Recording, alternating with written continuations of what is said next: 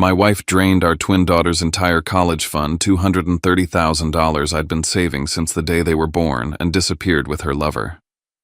I sat at the kitchen table staring at the empty account while the coffee went cold, wondering how you explain to your kids that their future just vanished overnight. But when they came downstairs, they didn't cry. They didn't even ask where she was. They just looked at each other and smirked. "Dad," one of them said softly, "don't worry. We handled it." 3 days later, my wife called screaming. "My name's Cassian Holt, and this isn't the story of a broken man. It's the story of what happens when betrayal meets its own reflection. I never thought justice could come from two 17-year-old girls. But I was wrong. Before I share my story, I'd love to know you are here with me and listening. Comment hi below or tell me where you're from. I love hearing how far my story reaches. Sometimes knowing someone is there makes all the difference. Thank you. And now, let me tell you everything. And if my story moves you, please hit subscribe or follow. Not for me, but for every parent who's ever been blindsided and had to rebuild from nothing. Because none of us should go through that silence alone. The kettle clicked off just as the sun slid across our kitchen window and turned the Blue Ridge a pale gold. Tuesday, 6:50 a.m.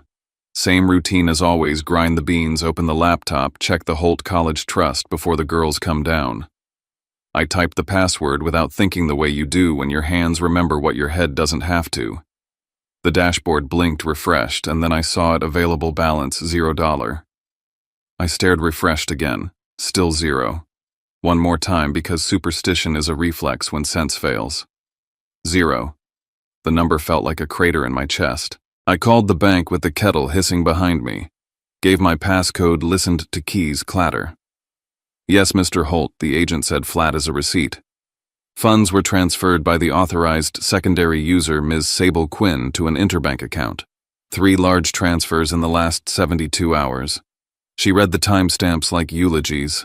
My mouth worked before sound did. 16 years of scraping, of saying no to trips and yes to second jobs, $185,000 for their future, plus $45,000 from our family savings, gone like a light flipped off. I hung up and called Sable. 1 ring, 2 a cut to silence. I opened Find My iPhone. Her location was grayed out, location services off. Of course. The coffee went cold while I stood there inventorying every small faith I'd kept, adding the girls as authorized users to teach responsibility, filing security alert emails into promotions, because the bank sent too many, never changing the old filter rule. I could hear Sable in my head from months ago laughing about boomer passwords, then kissing my cheek and running late to Hartwell Design Studio. Something about a site visit and a new project manager, Ethan Navarro, super talented, you'd like him. The staircase creaked. Mira came down first, hair pinned back, that focused face she gets when she's memorizing anatomy terms. Taz followed, hoodie sleeves pushed to her elbows, the half smirk that usually means she solved a problem she wasn't supposed to have. I said it before I could soften it. "Your college fund it's gone." Mira looked at Taz. The two of them traded a look so calm it almost scared me. Then Taz's mouth tipped. "Dad, don't worry. We handled it." I stood there like I'd missed a step in the dark. The future I'd spent years building had just cracked in my hands, and my daughters, my careful Mira, and my chaotic, brilliant Taz were looking at me like this was a chess game and they already knew the end. I sat, opened the trash folder on my email, found a heap of bank security alert notices I'd never read. I remembered seeing an open browser tab on the family iPad labeled Phoenix Scottsdale a few nights ago, and thinking Sable had been daydreaming vacations again. I thought about her recent scheduled Tuesdays and Thursdays, late, always late. I thought about how her phone started sleeping face down, how work drinks turned into "don't wait up." I looked at my girls, steady as twin anchors, and wondered what exactly they knew that I didn't. Why didn't they panic? Where was Sable, and why would she take everything we'd built for our daughters? And how long had I been living beside someone I no longer recognized? We sat in the living room that night with the windows cracked to let in pine and rain, and I hit record on my phone because the only way I could trust my memory was to put it on tape. "Tell me everything," I said. Mira started. It began 3 months ago, she said, voice-level hands around her notebook. My printer died. I used Mom's laptop to print a presentation. I clicked mail instead of print by accident, and the first subject line on top read, "Can't stop thinking about last night." She waited for my flinch. I didn't tell you. Not then. I wrote down the date, time, subject lines, the tone. I started tracking when she came home late Tuesdays and Thursdays mostly, and who texted her right before. I kept a log of plates on cars parked 2 blocks down when she asked me not to wait up. There were receipts in her coat pockets for restaurants we don't go to, and a valet stub stamped Crane House. She tapped the name. Boutique Hotel. Keep it in mind. Taz slid her laptop onto the coffee table and spun it toward me. I took the digital side. Browser history cookies saved passwords. Mom reuses patterns your birth date and your wedding year with cute little variations. She laughs about boomer passwords, but she's a boomer about hers too. From her work IP at Hartwell Design, I traced late-night logins to the bank. The transfers didn't go straight out, they laddered. She pulled up a spreadsheet so clean it could have been a forensic exhibit. 400 here, 1,200 there, always after 10 p.m. Always on nights she was with the team. Each hop moved from the Holt College Trust to a generic interbank, holding then into something called Sunset JV. She clicked a tab. Email Sunset Joint Ventures, e-burner, shared access. Mira took back the thread. The name Ethan keeps showing up, she said quietly. Mom mentioned him at dinner, so talented, and there he was. Ethan Navarro, co-signing files, sharing Google Calendars, attaching photos of floor plans not labeled Hartwell. Personal email. After hours. Taz zoomed into a header. Arizona, she said. Sunset JV's bank is online only, registered out of Arizona. The mailing address on their profile is a co-working space in Scottsdale. In Mom's sent folder, we found a PDF packet, Scottsdale Studio Deposit Received. She and Ethan were planning a soft open by summer. The words scraped through me like gravel. Why didn't you tell me, I asked, even though I already knew the answer? Mira's eyes softened. Because telling you without proof would hurt you twice. Taz kept going. Drafts, she said, pulling up a screen of unsent emails. A resignation letter slated for Friday at 8:00 a.m. A calendar block on Saturday afternoon that just says, "Talk to Cassian." A Sunday morning flight to Phoenix. She even wrote herself a note. "Girls will be fine. Scholarships possible. He'll cope." My throat went tight. 6 words neat as a grocery list cutting me open. I looked at the girl who wrote everything down and the girl who could follow digital footprints the way other kids followed pop stars, and I understood the look they'd shared that morning in the kitchen. They had known. They had mapped the betrayal while I made coffee and filed alert emails into spam. Mira flipped to a different page in her notebook. I did some physical trailing, she said, almost apologetic. Only in public places. Tuesdays and Thursdays. She didn't go to Hartwell after 7. She went to a loft building near the river. The same car was there a lot. I checked the plate, Ethan's, and the valet stub, Crane House. I looked it up. It's part of a boutique chain owned by a guy named Dorian Crane. She looked up. Remember the name. Taz's fingers hovered over the trackpad, then settled. There's one more piece, she said, glancing at her sister. Sunset JV isn't just Mom and Ethan. She opened a folder labeled Sunset Photos. The first image was a model home with desert landscaping and a caption from a Scottsdale realtor, "Deposit received." The next was a screenshot of an email thread where Sable wrote, "He doesn't know about you yet," followed by a heart. He, who I heard myself ask. Taz pulled up a LinkedIn profile, Dorian Crane, Phoenix hospitality investor, and then an Instagram story from a private account screen capped by a helpful stranger named Adele, who had followed Sable back. In the photo, Sable was wearing a teardrop diamond I'd never seen tagged at Crane House, the caption, "Akoi Desert Nights, everything." Ethan is the cover, Taz said. Dorian is the bankroll. Sunset JV parks the money in Arizona because that's where the studio's meant to launch. Mom's been moving the fund in small bites so you wouldn't notice until it was too late. I leaned back hard enough the couch complained. Somewhere in the house, the refrigerator hummed like a warning siren. "So what now?" I asked, and it came out smaller than I wanted. Mira closed her notebook. "Now we keep collecting," she said. "At work, at home, online. We've mirrored the emails, preserved metadata, grabbed bank confirmations, logged IP addresses. We don't touch anything we can't defend. We don't confront until there's no oxygen left for a lie." She slid a printed page across the table, my own signature adding the girls as authorized users last year. "You taught us to be responsible with money," she said. We listened. Taz angled the laptop so I could see the last line of her notes. Friday, resignation. Saturday, tell Dad. Sunday, fly. She tapped the date. "She thinks she's 3 steps ahead," Taz said, and that half-smile returned colder this time. "She forgot who raised us." Mira laid her palm over mine.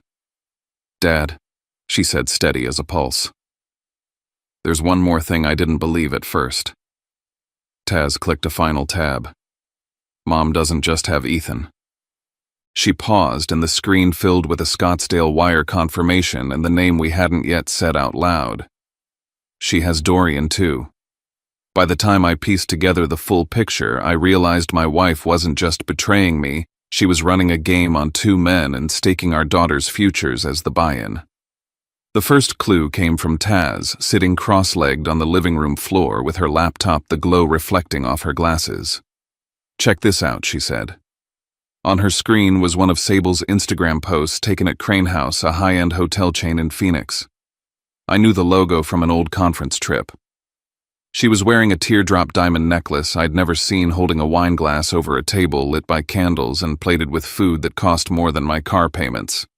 Taz enlarged the metadata. Location tags confirmed Crane House Scottsdale branch. "See the reflection," she added. I leaned closer. In the mirror behind Sable's shoulder, a man's profile, clean-cut, older, expensive suit. Not Ethan. Mira picked up from there, flipping open her notebook. "Mom wrote Ethan an email that said, 'He doesn't know about you yet.'" She tapped her pen on the line. "Ethan thinks he's the only one. But there's a third player." I felt something cold lodge beneath my ribs. The same woman who once refused to buy herself new shoes so we could add $50 more to the fund was now juggling lovers and laundering the savings into a fantasy life. By the next evening, Taz had traced the name Crane House to a chain owned by a Phoenix investor, Dorian Crane, a man known for backing small design studios and dining with whoever he was funding. Mira found a string of emails on Sable's work laptop that made everything clearer. She and Ethan had been pitching Dorian a boutique studio concept in Scottsdale. He'd agreed to front the capital. "Ethan's her cover," Mira said. "He's the face at Hartwell, the one doing the paperwork. Dorian's the one with the money. Mom's building her escape route right under your name." I didn't respond. I couldn't. The house was quiet except for the soft hum of Taz's laptop and the click of Mira's pen. Outside, the mountains looked calm, indifferent. Inside, my world had turned into a ledger of betrayal. That was the night my daughters told me they had a plan. Mira laid out a sheet of paper labeled Project Red Cinder. Because she said even when a fire dies, there's always heat in the ashes. The goal was simple: protect the fund, expose the lies, and leave no room for Sable to twist the story. They divided it into 3 fronts. The first, the corporate front. Mira would plant evidence at Hartwell Design showing Sable's misuse of company time and resources. "She's been emailing Ethan during work hours," Mira explained, "and using Hartwell servers for personal projects. If Penelope Hart finds out, she'll have to act." The second, the social front. Taz would use her tech skills to reach Dorian Crane directly under a fabricated identity. "He thinks he's the puppet master," she said. "We'll make him cut his own strings." The third, the financial front. Together they'd monitor the Sunset Joint Ventures account in real time, wait for the right moment, and pull back every dollar into the Holt College Trust. Before any of it could start, we had to make it airtight. I went to the bank the next morning, adding Mira and Taz as authorized users, a precaution I'd made when they turned 16. But now it became our shield. We created a backup of every email, every IP log, and every text, stored across 3 drives and 1 offline archive in a safety deposit box. I called an old law firm we'd once used for property matters, asking vague questions about what counted as retrieving misappropriated funds. I didn't mention names. Mira sat beside me, silent, her hands folded in her lap. That night, as the girls laid out their plans, Mira looked at me and asked if Mom begged for forgiveness, would you give it? I couldn't answer. My silence must have said enough. Taz leaned back, eyes sharp. Justice first, she said quietly. Then maybe forgiveness. They told me to get some rest, that tomorrow would be a busy day at Hartwell Design.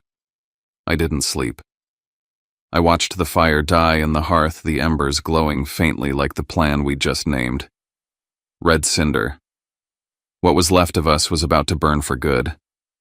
6 days after discovering the empty account, I woke before dawn to find both girls in the living room, eyes ringed from no-sleep faces, bathed in the cold blue light of their screens.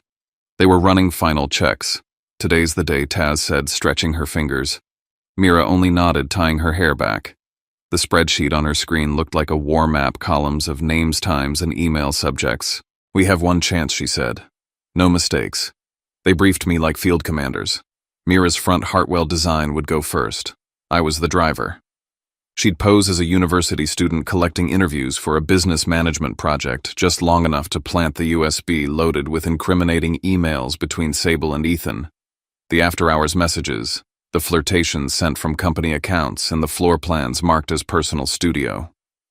She wore a pressed blazer hair, neat, and carried herself like someone born to walk into boardrooms. I parked 2 blocks away and waited, hands gripping the steering wheel tight enough to leave marks. Through the glass, I watched her move easily through the lobby. 15 minutes later, she emerged calm, as if she'd just dropped off a resume. Done, she said, slipping into the passenger seat. Break room. Right by the coffee machine. Penelope Hart, Sable's boss, was due in any minute. Mira looked out the window, expression unreadable. That's the first fuse lit. By midday, it was Taz's turn. Her battleground wasn't a building, it was the internet. She'd spent the week crafting the persona of Adele Kinsey, a 25-year-old marketing consultant new to Phoenix. With a handful of convincing photos and a sharp wit, she'd already befriended Dorian Crane through Instagram and business forums. At 11:00 a.m., she sent him 3 pictures, Sable at an upscale restaurant holding hands across the table with Ethan. The receipts paid on Ethan's company card were attached. I sat beside her on the couch, the only sound the clack of her keyboard and the blood rushing in my ears. Dorian replied within minutes. Who are you? How do you have these? Taz typed back. Maybe you should ask her where she was last Thursday. Then she shut her laptop and stood. He'll cancel everything before lunch. She was right. At 12:47 p.m., Sable's company email received a message flagged urgent from accounting. Funding for Scottsdale studio has been suspended. All contracts under review. While the social and corporate fronts burned, the financial one waited in silence. At 3:00 p.m., Taz sat at the kitchen table beside me, the air electric. On her screen, the Sunset Joint Ventures account glowed, open security questions answered using the very details I'd once shared with Sable. Her maiden name, my birth date, our wedding year. The irony stung. She used us to build the key, I murmured. And now we're using it to lock her out. Taz's lips curved. Exactly. At 3:47 p.m., she executed the transfer. $230,000 flowed back into the Holt College Trust, followed by a silent confirmation ping. She left a note in the account memo field. Red cinder says hello. The same second, my phone vibrated with a bank alert. Sable's phone would have received one too. Somewhere her world was tilting, and she didn't yet know why. By evening, the house was quiet except for the hum of the fridge and the soft rain against the windows. The girls finally collapsed on the sofa, asleep, before I could thank them. I stood there looking at them, the same twins who once fought over who got to lick the batter bowl, now orchestrating a multi-layered operation to protect their own futures. I pulled a blanket over their shoulders and sat back, watching the faint blue light of the laptop flicker against their faces. The account was whole again. The evidence was safe. The storm had begun to move outward. For the first time in days, I didn't feel like a man undone. I felt like a father standing guard at the edge of something far bigger than vengeance. Red Cinder wasn't just a plan, it was our reckoning, and by tomorrow the fire would reach her. Friday came heavy and gray, the kind of morning that makes the air itself feel loaded. I drove to work like any other day, but every mile hummed with the tension of what we'd set in motion. Sable's resignation letter was scheduled for that morning. By Sunday, she was supposed to be gone, new life, new lover, new city. I kept telling myself to act normal, but my hands gripped the steering wheel until my knuckles went white. At 9:30 a.m., my phone buzzed. Mira's text. "It's coffee hour for Penelope." That was the cue. The first domino. At 10:15, the Hartwell Design Building became a hive of whispers. Penelope Hart, Sable's boss, had just found a USB drive on the break room counter left behind, she assumed, by one of the interns. She opened it expecting reports, and instead found a full archive of emails between Sable and Ethan. Messages sent during office hours, attachments marked private sketches, entire conversations about a side project they were calling Scottsdale Studio. Some messages were personal, even intimate. By 10:30, Penelope had forwarded everything to HR. By 10:45, Ethan was sitting in the conference room denying everything. At 11:00, Sable was called in and suspended pending investigation. By lunchtime, the gossip had turned into wildfire. Employees whispered in corridors. Screens flickered with screenshots. Ethan, in desperation, blamed Sable, calling her manipulative, saying she'd led him on. Hartwell Design was imploding from within, and I could almost hear it all from 2 towns away. Around noon, the second domino hit. Dorian Crane walked through Hartwell's glass doors in a storm gray suit, holding the contract that once tied his investment to Sable's project. He slammed it on Penelope's desk in front of half the design team. "You used me," he said loud enough for everyone to hear. "You used him. You used everyone." The office froze. Someone recorded it. By the afternoon, the video was circulating through the company's internal chat. Sable stood there in stunned silence as Dorian tore into her reputation, shouting that she had played both him and Ethan for her own gain. When he left, she was shaking, eyes darting as if searching for something to anchor her. She didn't find it. By 3 o'clock, the last domino was already leaning. I could picture her sitting at her desk trying to salvage something, logging into the Sunset Joint Ventures account to pull what was left and realizing it was empty. At 3:47 p.m., the transfer confirmation I'd watched with Taz the night before had completed. The account showed a 0 balance. She must have thought she'd been hacked. She called the bank frantic, only to hear the polite voice explain that the withdrawal had been made legally by an authorized co-owner with all proper credentials. She tried calling Ethan. He was already cleaning out his desk. She tried Dorian. He'd blocked her number. For the first time in months, she was alone inside her own scheme. By the time I left work, an email waited in my inbox. "Your account has been credited." The Holt College Trust was whole again. I stared at the numbers for a long time, not sure whether to feel proud or terrified. Mira and Taz had pulled off something that most adults wouldn't even dare to attempt. They'd restored what was ours, but in doing so, they'd crossed into a world of deception that none of us could ever fully return from. That night, as I poured a drink, I didn't even want my phone rang. Arizona area code. I already knew. I answered, said nothing. On the other end was Chaos Ragged, breathing a sob that turned into a scream. "Cassian," she shouted. "What did you do? The money's gone. Everything's gone." Her voice cracked somewhere between fury and panic. I waited until she ran out of breath. Maybe I said quietly, for the first time, "You're feeling what we felt." She cursed, then the line went dead. I stared at the phone for a long moment before setting it down. The girls were upstairs asleep. Outside, the storm rolled in slow and heavy. Inside, the fire we'd started was spreading exactly as planned. The rain had been falling since dusk, a soft percussion against the windows of my study. I was rereading the legal documents, bank confirmations, transaction logs when the phone rang again. Same Arizona number. I pressed speaker, and the sound of Sable's voice filled the room, cracked and frantic. "Cassian, please, everything's gone. They fired me. Dorian's vanished. Ethan's blaming me. Our account is empty. Someone hacked us. Her words tumbled over each other, desperate, wild. I didn't interrupt. I let the silence between each breath stretch until she finally asked, "Do you know anything about this?" I leaned back, my daughters watching from the doorway. I know, I said evenly, that the girls' college fund has been restored. Every cent. There was a beat of silence, then a sharp intake of breath. "You?" she started, but another voice cut in. Mira stepped forward, her face calm, her tone level. "Hi, Mom." The room went still. For a moment, all I could hear was rain and the faint static from the phone line. Then Taz came to stand beside her sister, eyes gleaming in the low light. "Do you understand now," she asked softly, "what it feels like to be betrayed?" Sable's breath came uneven. "You think you're so clever," she snapped.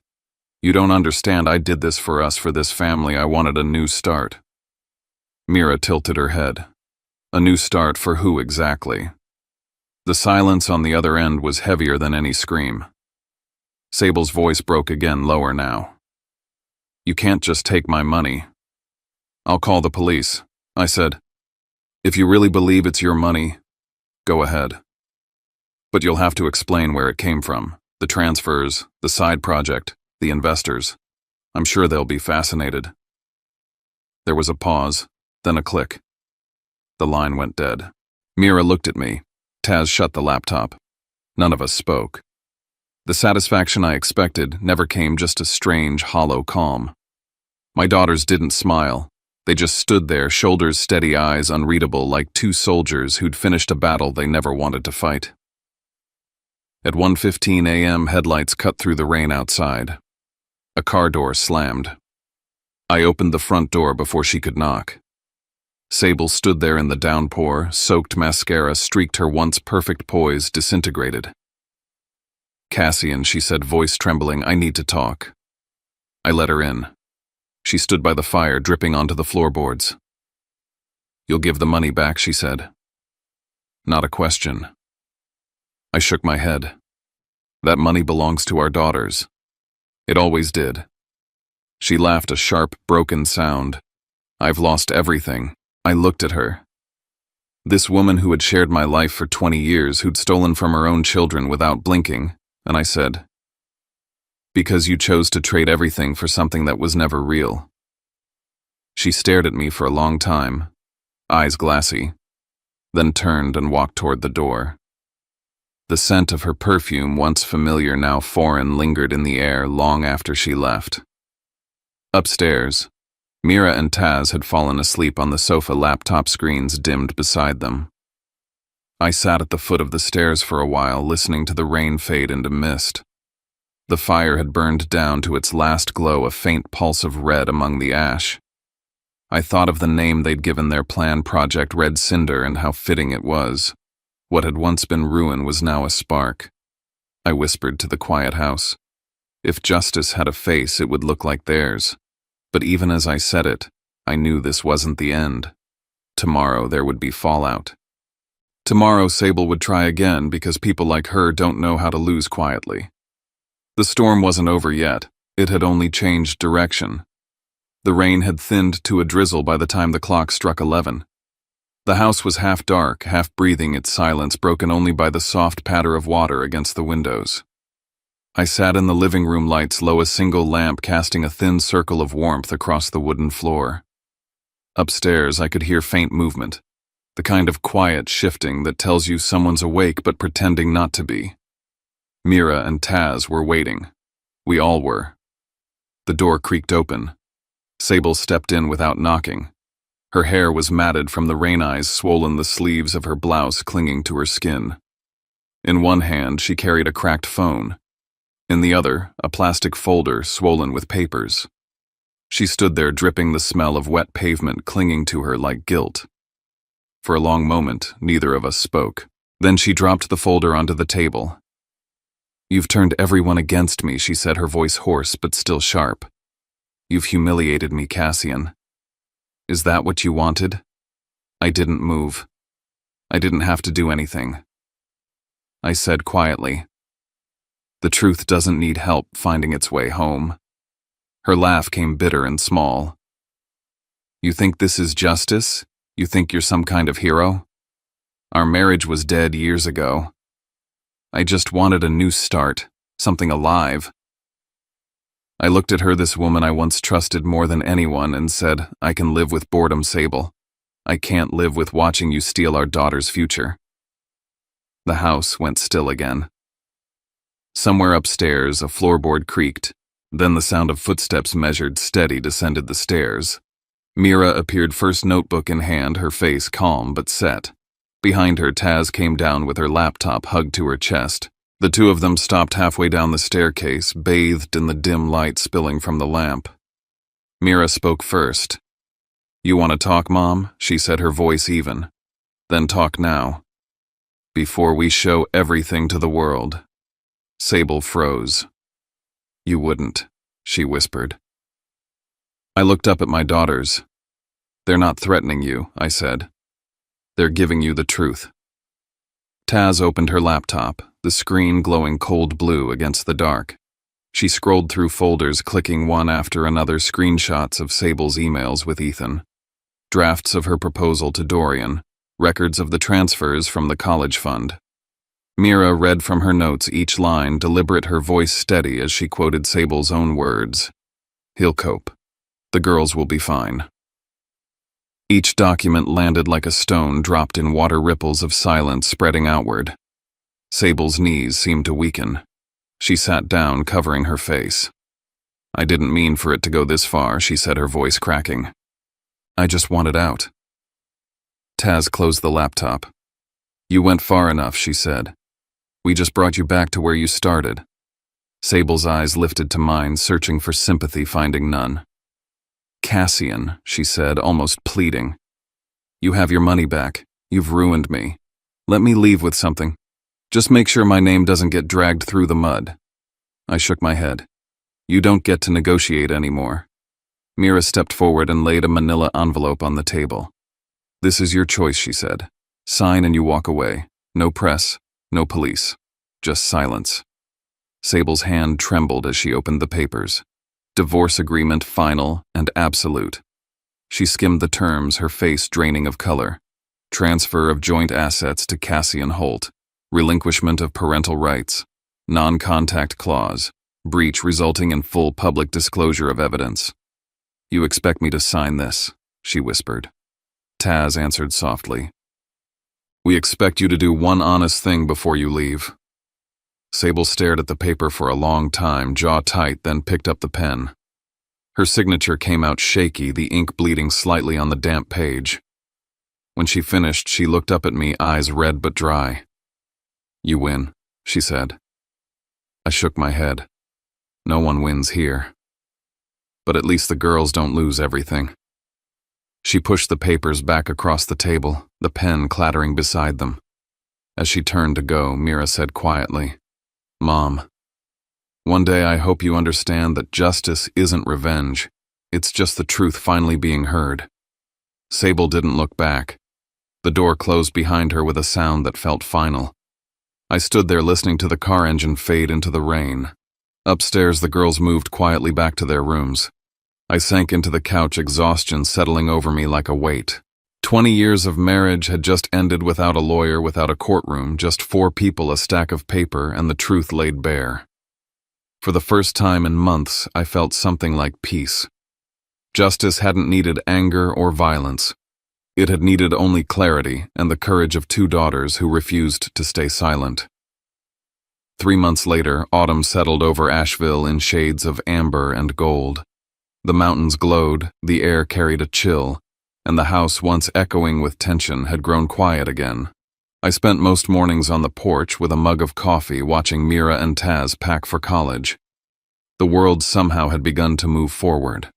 The divorce was finalized quickly. The court accepted the signed agreement without challenge. Every asset, our home, the savings, the restored college fund, was transferred to me and the girls.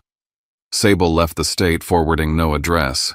Hartwell Design released an internal statement. Both Sable and Ethan were terminated. Dorian Crane filed a civil suit to reclaim his investment. The company's reputation staggered but survived while Sable's vanished entirely. I didn't file charges. I didn't need to. What remained of her reputation was punishment enough. The girls flourished. Mira was accepted into Duke University, part scholarship, part merit.